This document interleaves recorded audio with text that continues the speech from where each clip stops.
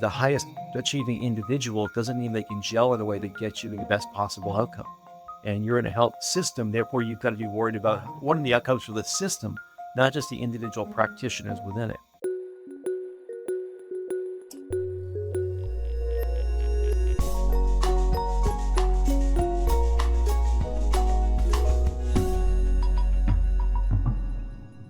Hello, everyone. This is Cole from the American Journal of Healthcare Strategy, joined by a really special guest today. I'm really excited to introduce him to all of you. We were looking on LinkedIn and on some of the publications that are out there and came across Eric McNulty, who's really renowned in this leadership space. Eric, can you please introduce yourself?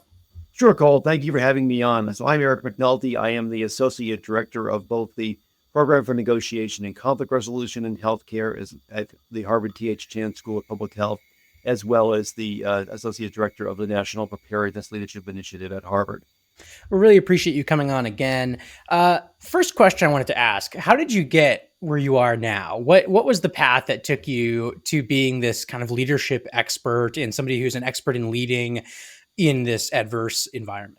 That would take a long time to tell you the full story, but let us just say that over my career, I've worked in many different organizations and in several different industries. And I found I worked in some places that were great and some bosses who were amazing and some organizations that were pretty terrible and some bosses who were worse than that. And so I really wanted to bring more humanity and I believe leadership is creating the conditions under which people can give their best. So I wanted to do that. And it was my work coming out of corporate communications into Harvard that I got to meet some of the most renowned leadership experts in the world.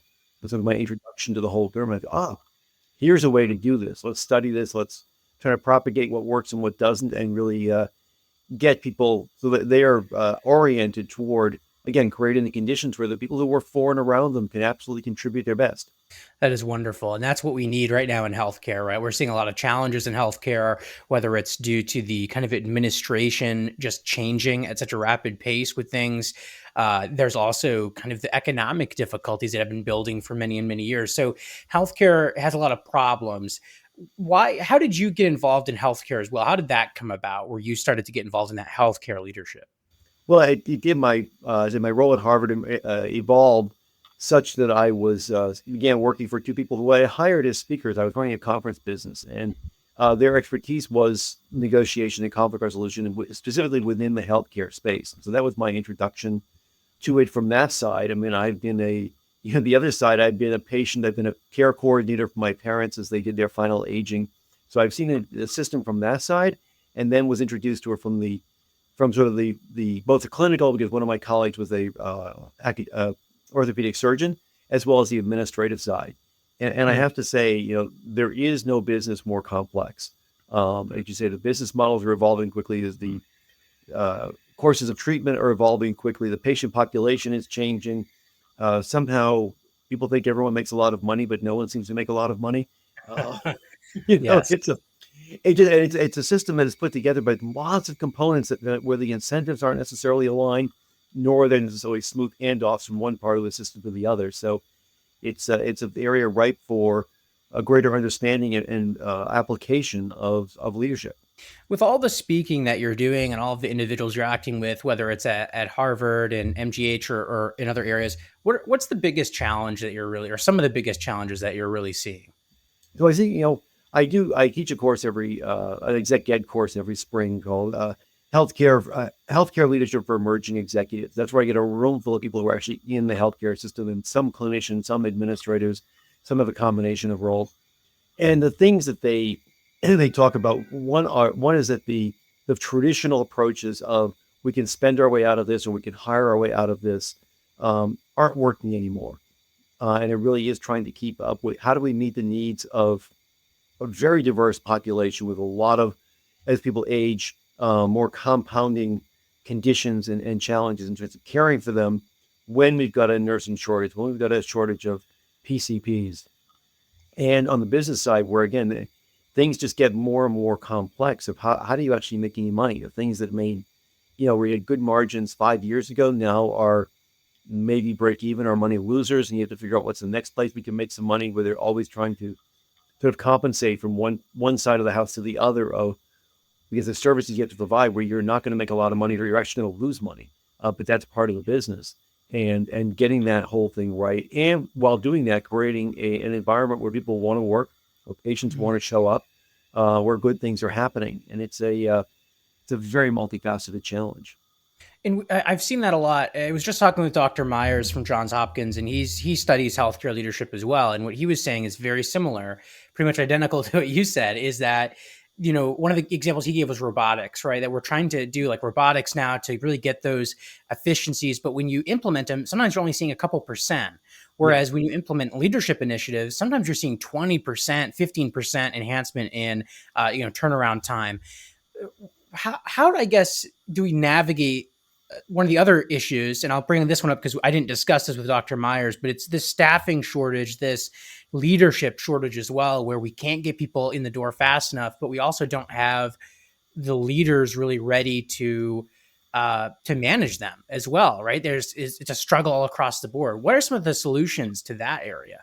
So I'll take the second half of that question first, which is one of the things I think we are beginning to realize is that you can't just put people in leadership positions because they are the best surgeon or the most senior nurse or whatever that happens to be. I mean, that technical expertise is essential, but it doesn't necessarily get you there in terms of being able to work with people, to manage them, to motivate them, to understand what's going on. And I just read a piece over the weekend that suggested this is broader than healthcare, but I think in healthcare it's particularly true. Managers spend up to 25% of their time resolving conflict. Hmm. It's because there's so much friction in the workplace. And so, I think we've got to look at that. That's where we've got to orient people toward. This is not, look beyond your silo, look more broadly at the entire system, at the entire patient experience. How do we take some of the friction out of that and find ways to work better together across our various organizational boundaries, which you can pick up efficiencies in the system. You could certainly make it easier and better for patients and also people working in the system. One of the sources of the workforce shortage right now is that people are just frustrated, right? Yeah. It's long work, it's hard work. You have to do it in person for the most part. The hours aren't always great.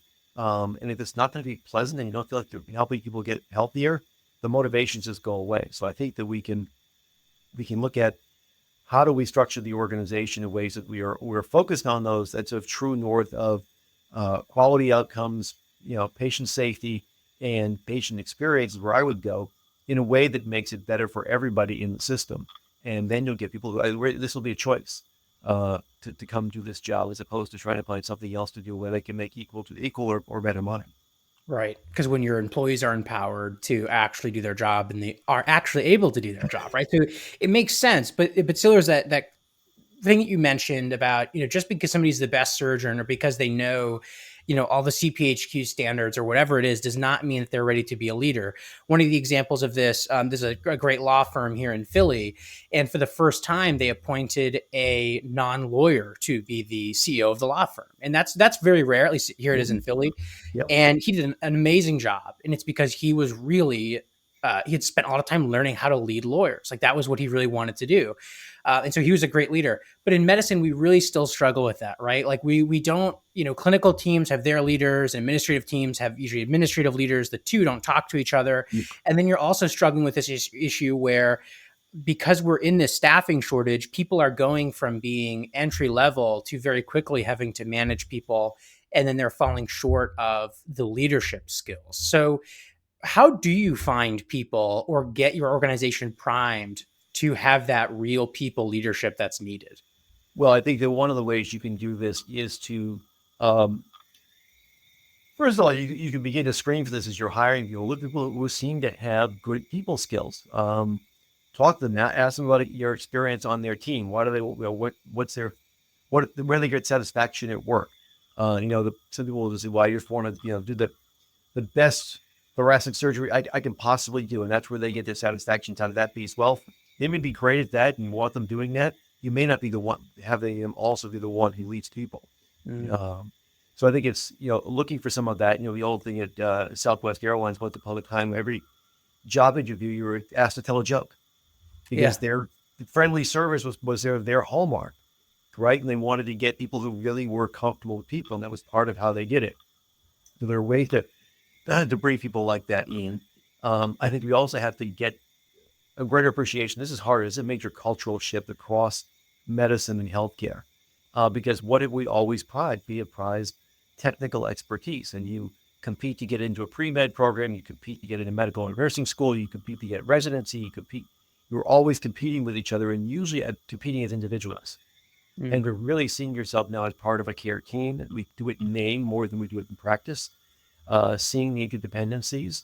And yes, we still want people who have those excellent skills. They have to have that in order to get good outcomes. And you've got to be able to do that while being cooperative and working with other people. You know, one mm. of my favorite stories, and pardon me, it's to offend you as a Philadelphia person, but the 2004 Red Sox, when they won the World Series, um, that was a team that was known as a team that loved each other. They got along. They had fun together. The old story in Boston was always 25 players, 25 taxis. At the end of the game, everybody went their separate ways. These guys hung out afterwards. Some of them were real superstars. Some of them were just kind of reasonably good players. But together, they made a great team, and they broke the curse of the Bambino. 2 years Mm. later, we had a team that was on paper looked like it was unstoppable. We wound up in last place. Wow. Um, Yeah. and so, just because you have all the highest achieving individual doesn't mean they can gel in a way that gets you the best possible outcome. And you're in a health system, therefore you've got to be worried about what are the outcomes for the system, not just the individual practitioners within it. So as senior leaders, when you're in a situation like this where you have people who are on paper as very good leaders, which I've seen a lot, right? Everyone is, like you're saying, they're very accomplished because they've had to compete throughout. I mean, so it's not like we're dealing with people who are have never worked in healthcare before, or have never managed teams before, right? These are so. What do you do in that situation where there's disarray? Maybe your press Ganey scores are looking really bad for your kind of your internal customers. You're having a hard time getting nurses in the door. You're in this situation that's really frustrating. And I think one of the solutions I'll say that we don't want to do, I know, is we don't want to say, once this crisis is over, then we'll fix our leadership, because that Right. won't work. So what do we do? Yeah, so I think you start looking for ways to improve those skills, on the job or as close to it as you can. So this doesn't have to be as of stop everything, let's go learn some stuff and then come back, because you can't close the hospital. You can't send everybody away. Um, those people you can, I teach executive education courses. I would love health systems to send me some more folks. We'll do our best with them. Get people some one-on-one coaching can often help, and don't do it as a penalty. But every great sports person has a coach. Look at people, great public speakers have coaches, have a coach to help people understand what those skills are. But then again, the senior executives who I've seen do this well, um, first of all, they point that true north that is us together. So be it around patient quality, patient outcomes, and patient safety, for example, that's something that can only be achieved together. And pointing out the interdependence in the system, and that you're realizing that the custodian has a role to play in patient outcomes, right? The lowest paid technician has a role in that as well. And getting people to see that this is our shared goal, and we only get there together. And at a senior level, you've got to always be talking that and demonstrating that if you want people to actually come together. If people are not going to play well, sometimes you actually have to move them out of the way, which is not always good. But again, you're looking at the overall ability of the system to deliver what you need to deliver. And sometimes that doesn't mean, like the Red Sox have wound up in last place, that you just by putting all the all stars together, you get there. Um, so I think you really got to be able to see that. And then again, I think you start developing people as leaders much earlier in their career. We tend to think of it now as, well, you're either in or about to be in a leadership role. Now we're going to see about some leadership development. I would do it much, much earlier. You can do that through discussion groups around books or podcasts. There's lots of ways to do it that don't cost a lot of money, that don't take a ton of time, but people feel like you're developing them. That's one of the ways to retain talent. Yeah, I was talking to a young person not long ago, just in her early 20s, and she calls up her phone and said, you know, this thing in my pocket, it's updating itself every single day. If I'm not updating my skills constantly, I feel like I'm falling behind. And so we again had this idea. Well, once you've been with us for 6 or 7 years, then we're going to start developing you that we know you're going to stick, or we'll send you to a one-off or two-off kind of experience and expect you to do the rest. look for ways you can be developing people every day and make that part of, maybe the more senior people are charged with mentoring those who are younger than them. And again, there's lots of ways when you're creative about it, you can find that don't cost a ton of money, and don't take a lot of time, that you can begin to get it going. And then you'll see who you really want to invest in. That's with the pension. So with the C-suite, we can that needs to be the people who are leading the way in terms of setting the mission, the true north, possibly getting that coaching, or even spending a week at, I know, here at Wharton, of course, but also at Harvard Business School, great executive programs for healthcare leaders. And so I like that you're saying it needs to trickle down. So everybody needs to kind of mentor the next person. Here's the question I have, and it goes back to this leading through disruption idea. I know that if we were to bring this up to charge nurses at a lot of our busy, hospitals, they're going to say, I do not have 5 minutes to discuss the podcasts or things like Right. that, right? What do you do in those situations where your staff is just too busy to even take a minute, 5-10 minutes to discuss these kinds of things? So I would flip the question around and say, if your staff is so busy that they can't be doing some self-development or peer-to-peer development, they're probably degrading in their skills. They're probably degrading in their commitment and their morale, Yeah. and their ability to actually get you to where you want to go. I mean, there's the old joke where the CFO says, "Well, what if we develop these people and they leave?" And the smart CEO says, "Well, what if we don't develop them and they stay?" Um,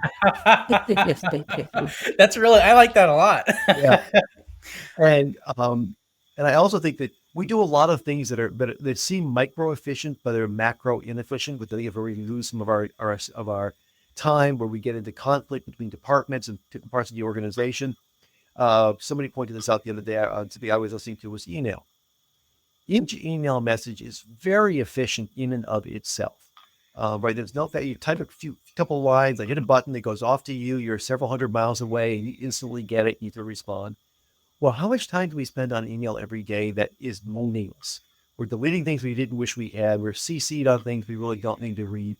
So overall, email actually is a fairly inefficient part of the larger system, even though each piece of it. When you go into our EMRs and some of our processes and protocols, there are things that were designed that look efficient, but that actually cause a lot of friction and inefficiency. And I would involve the people who are doing the work and saying, let's take a breath. How can we design this so your life is easier? Right? We still get to the good outcomes. It's the people who are doing the work, they know where the problems are. They know the form that's not designed well, or the process that actually is fairly meaningless, but they have to go through it for one reason or another. And they often aren't empowered to speak, or they don't know to whom to speak. But sit down and involve them in designing the process, and they will figure it out. A charge nurse being that busy, he or she's not having any fun anyway, right? This is not a pleasant way to come in. And this is part of why people are leaving healthcare. They just feel completely overworked, and there's no bottom to the pile. It just keeps coming. And so I would involve them. And I think you'll be surprised at what you can find out in ways that you'll create those little pockets where you can begin to do some development and things get better. And then people think, oh, they're investing in me. This is great. I feel better. And so on. You hit that flywheel of continual improvement. Yeah, I appreciate that quote too. That's a great quote. And when you think about that continual improvement, where should it lie within an executive's priority at the C-suite level or at the SVP, VP level in terms of the room for their staff to develop? Should that be the number one priority, number two priority? Looking ahead to 2025, where should it be at?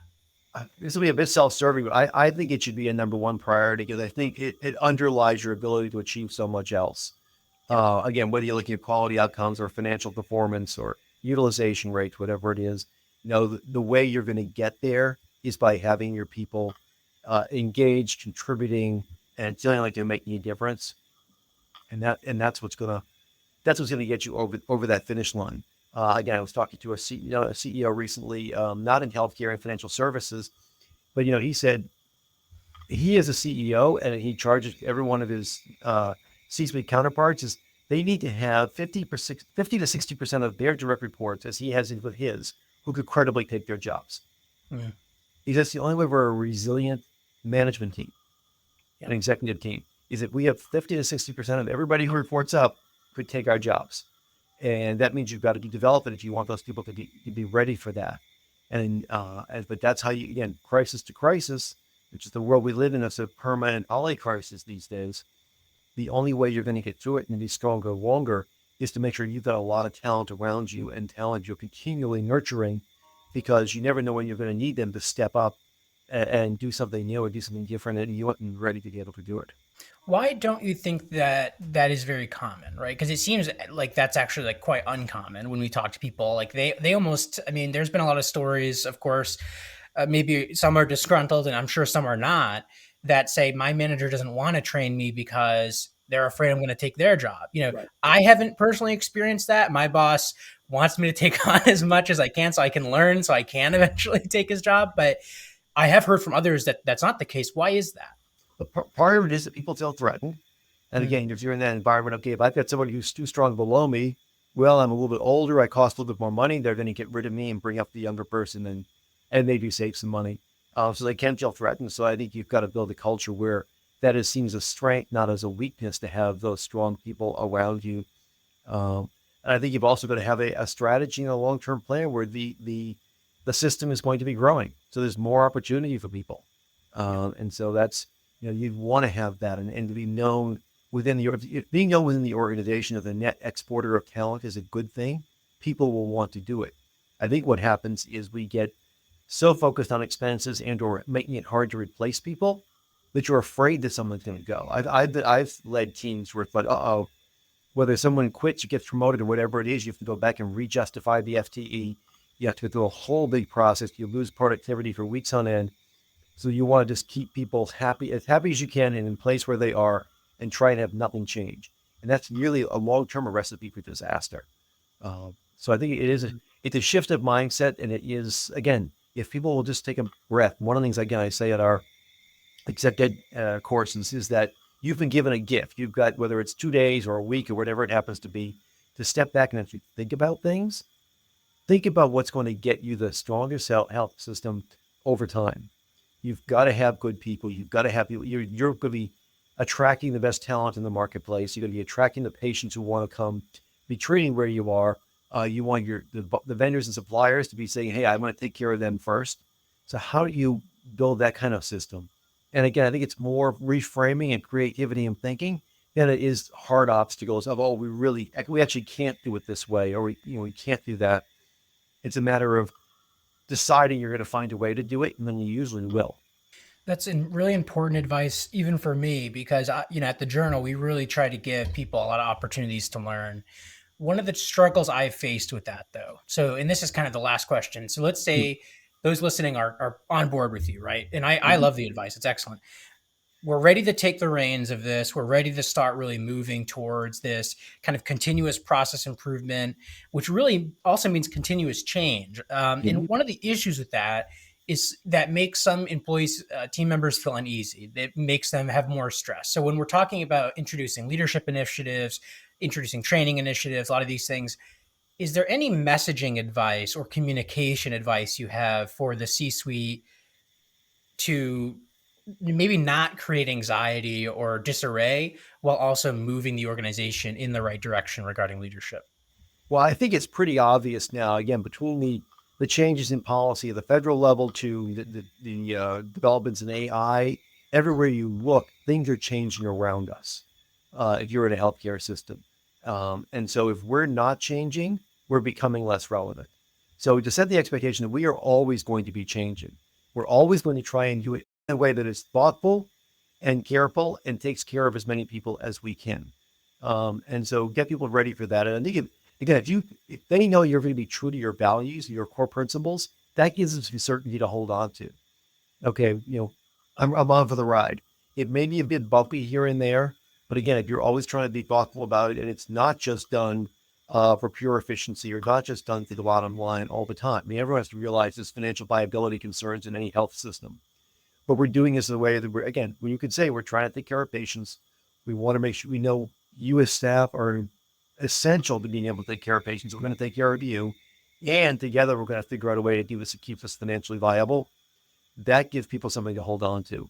And then I would start, again, a very simple, this is not my original idea at all, but a very simple exercise is just start asking people, give me one thing you think we should start doing differently, one thing we should never change because it works really well, and one thing we should just stop doing because it's stupid.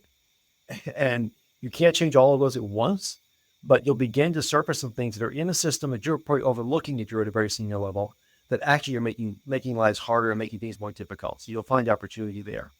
That's so important. Thank you so much, Eric. And that true north is probably the biggest thing to take away from this discussion. Even when you and me had met privately, a couple weeks back to Yeah. prepare, I've been using that in my discussions because in every kind of meeting, in every situation, if you have that true north or those core principles at the very front, all the arguments seem to kind of just go away, or at least a lot of the sillier arguments seem to go Right. away. Yeah. If you really actually live into those values and principles and people see this is where we're going, it's what we care about, then you're not arguing about those things. You're just arguing about how do we do a better job of getting there? And that's usually more a productive argument rather than a destructive one. Yeah, and that's beautiful for healthcare because that's what the patients want as well. They don't want us talking about extra, nonsensical things. So thank you Exactly. for coming on, Eric. This has been a great conversation. I'm going to, of course, link people so they know where to find you in your work. But I really appreciate your time. My pleasure. Thank you so much. And to all your listeners, you're doing great work. Get out there and do some more of it. So thank you very much.